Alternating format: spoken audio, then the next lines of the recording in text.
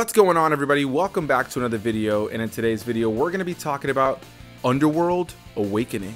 So we've covered Rise of the Lycans, the prequel, we've covered the original Underworld and its sequel, Underworld Evolution. Well, now we're going to jump to 2012 and cover the fourth film in the series, Underworld Awakening, and I'm very happy to once again be joined here in this video by my buddy Dave from Interpreting the Stars, and it's been a roller coaster of emotions when it comes to this series.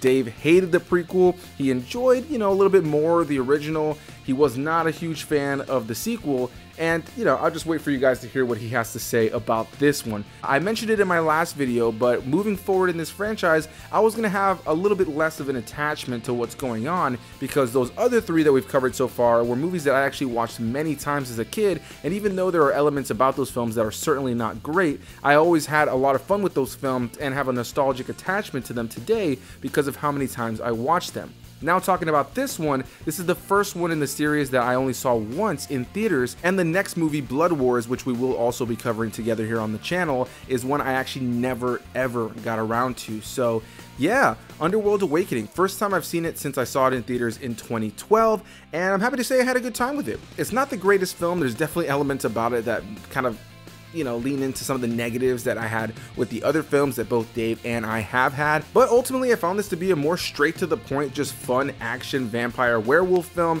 that does have to do some dancing around certain elements of its story, but for the most part doesn't really bog itself down in a lot of the heavy lore and expository dialogue that the first three are very well known for. And so yeah, with this one you definitely have some issues as far as setting up the story, but it's still a good fun watch, and I think that this one has some of the best visuals in the franchise, though the CGI still at times looks a little cartoony, especially around the werewolves as they have in the previous films. But overall, I do find this to be an enjoyable time. Once again, the things I really want to praise right out of the gate are the costume design, the set design, the practical effects. I've always been a big practical effect fan, and when it comes to these films, when it comes to a lot of the monsters, especially the werewolves, I think for me, they've always really been solid. I know Dave's never really been a huge fan of the werewolf designs overall, but whenever they're, practical and there's somebody in a suit, and you can tell that it's somebody in a suit, I always enjoy those scenes. There's just something about the way that these werewolves look that I think is really cool, and so anytime I'm able to see them practically on screen is really solid. However, this film definitely takes a step up when it comes to the CGI around the werewolves, and even though there are moments where they still look a little goofy and cartoony,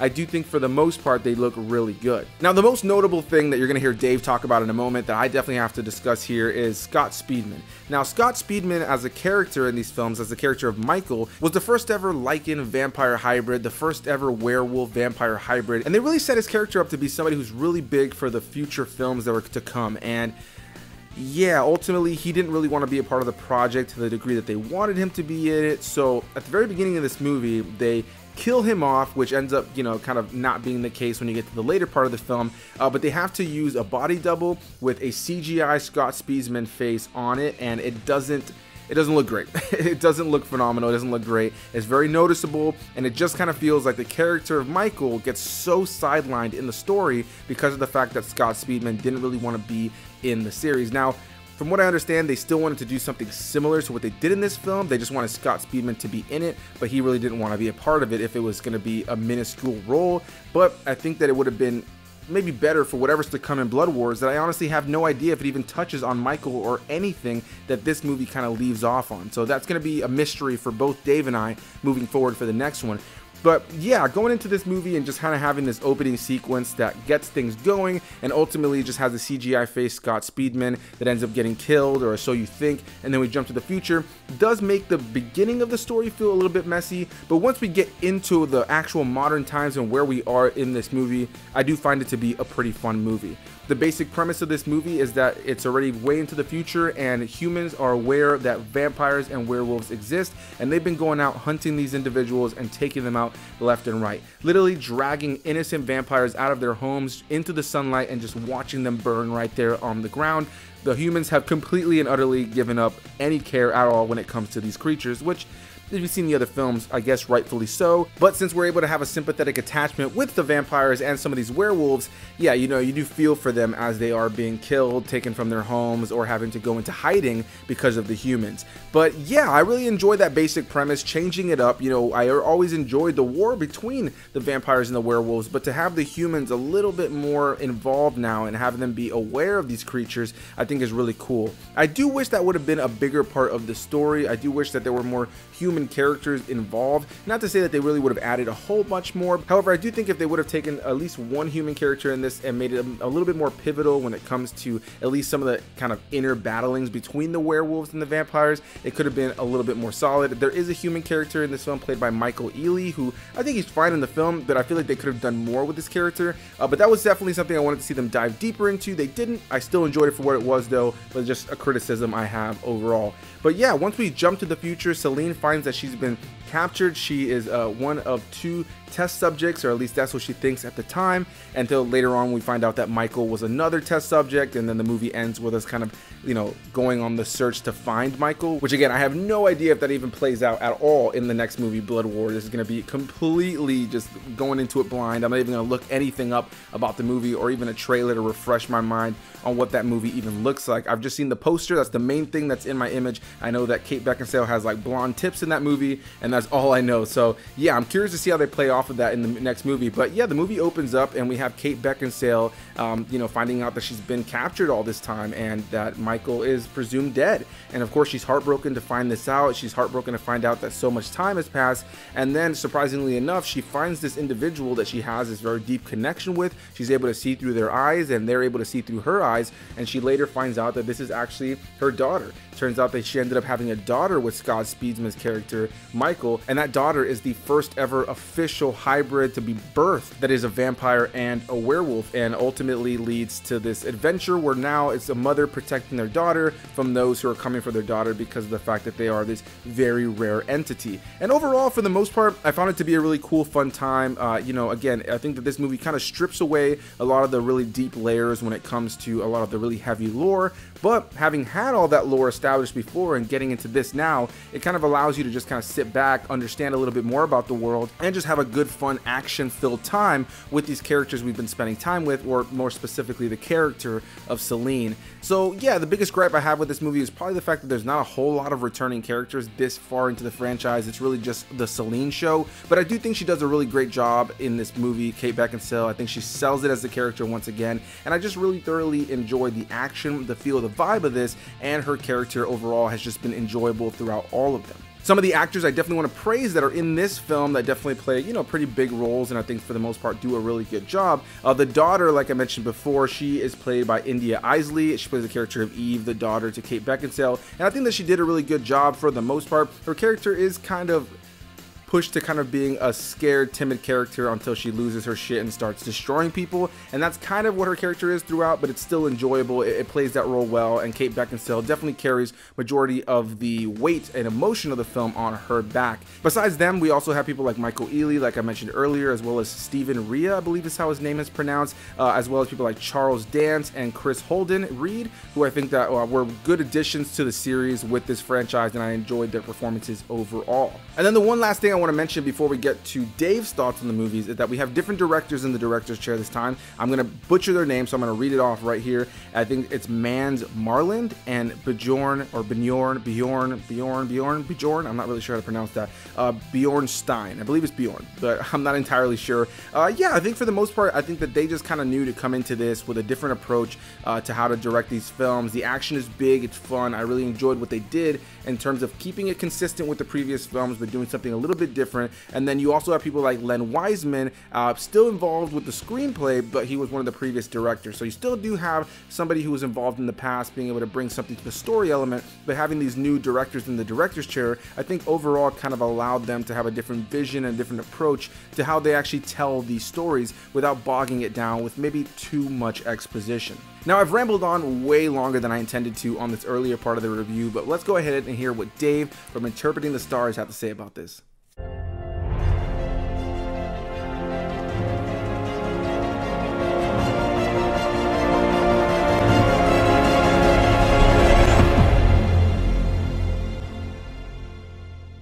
Hey once again on Anthony's channel to discuss, I guess, the penultimate film in the Underworld series, which has now sort of taken a little bit of a turn, but is that a turn for the better or for the worse? Let's find out with Underworld Awakening. So between the events of Underworld Evolution and Awakening, we have now run into a new threat. Mankind, as they somehow have now discovered the existence of both vampires and werewolves alike, and they've been hunting them down like dogs, forcing them into hiding. Selene particularly was caught, and for 12 years she was in a cryogenic sleep only to awaken to find Michael missing and that she has a daughter with the same hybrid abilities as Michael. And it isn't long before she finds a product of a nasty science experiment that has turned one Lycan into the size of King Kong. However, will she defeat this beast? Weirdly enough, I had a similar experience with this film as I did with the Child's Play series, in that the series that everybody prefers, Child's Play, I kind of hated that. But once it turned into the Of Chucky movies, that's when I really started to enjoy it. Underworld, it was somewhat similar because I honestly haven't had a good experience with any of these movies so far. They've been over-convoluted, messy in terms of certain visuals, maybe overacted at some points, dark, over-serious, yada yada yada. This one, we're talking about a time jump 12 years into the future, and suddenly I found myself really enjoying an Underworld movie. It was not deep or emotional, and the story wasn't much of anything. In fact, it was super generic. But the nice thing about that was that it was the most straightforward Underworld movie out there. It wasn't convoluted in the least bit. It simply knew what it was. A dumb, fun action film, and it relished in that. The action is so much fun. The giant Lycan is ridiculous, but I loved every second of it. And it's not like the movie doesn't have heart.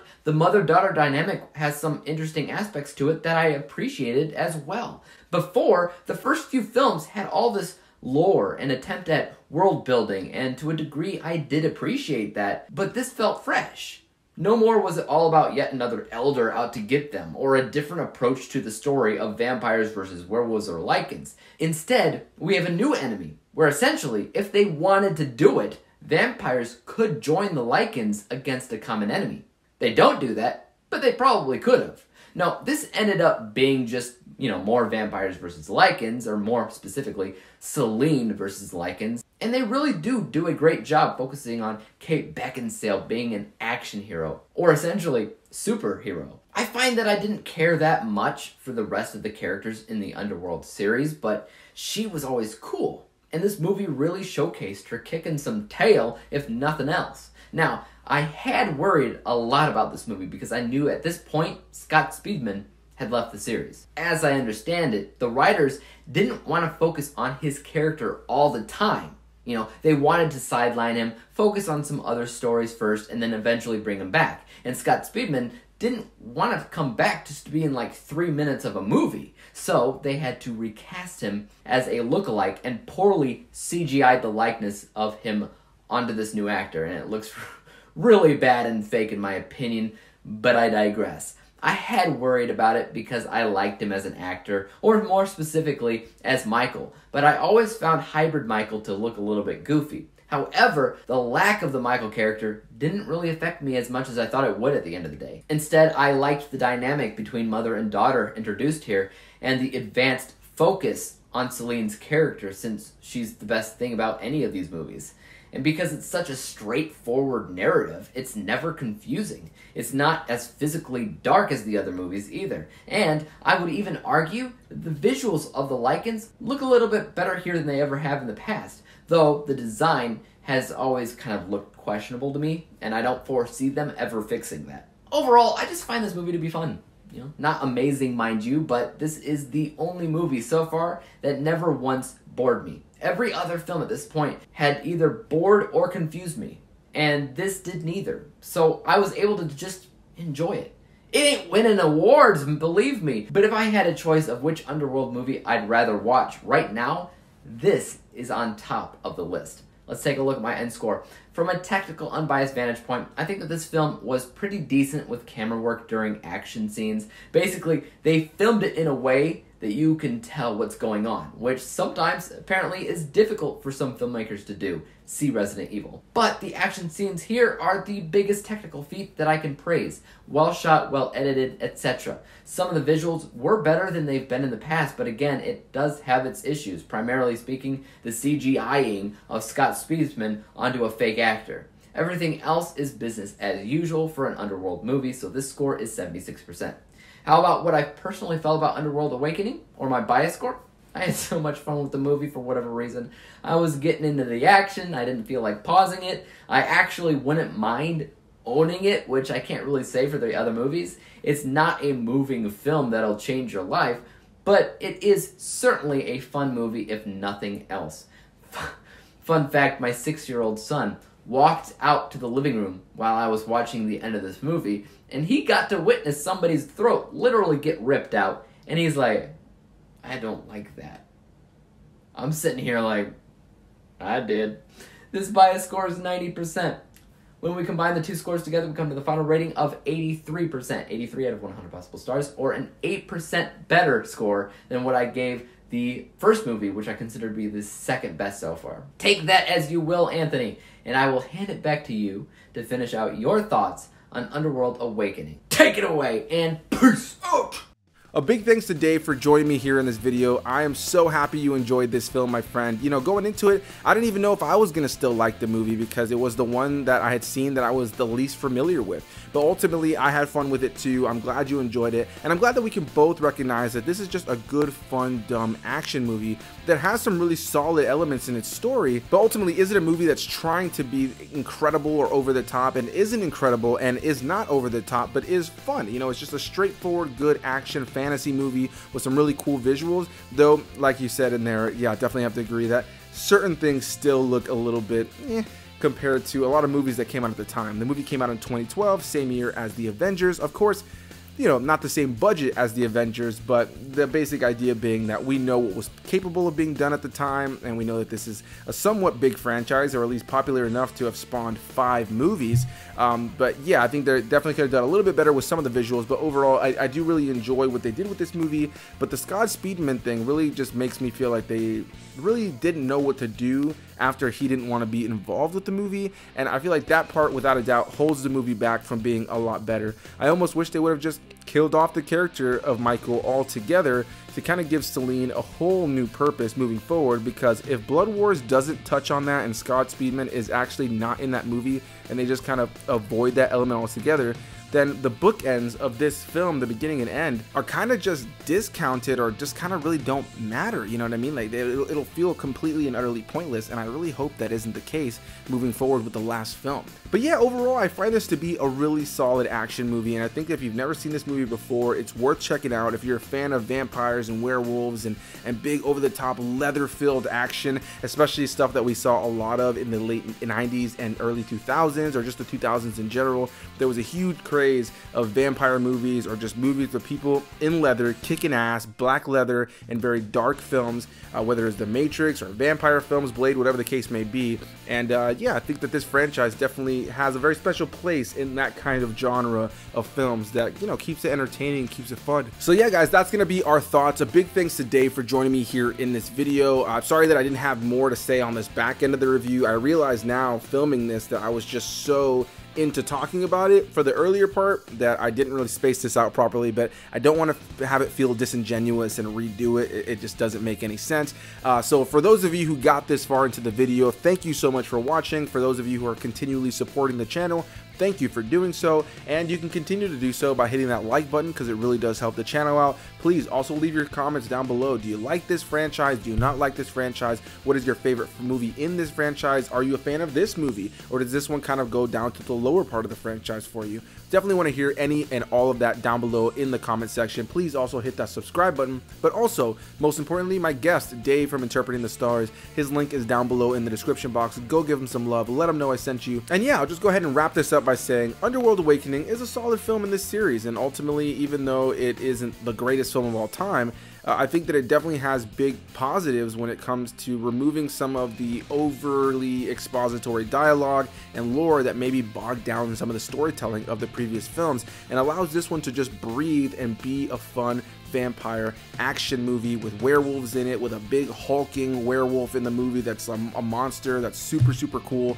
And yeah, you know, I just kind of ask you to turn your mind off and have a good fantasy-filled, action-filled time with guns and swords and ass kicking. And overall, I was having a good time rewatching this movie, even though it isn't like the greatest written thing. It's just a good, fun popcorn film. So I'll go ahead and leave you guys now. Thank you so much for listening to us ramble about this one, and we'll see you guys in the next one for Underworld Blood Wars. See you guys then. Bye-bye.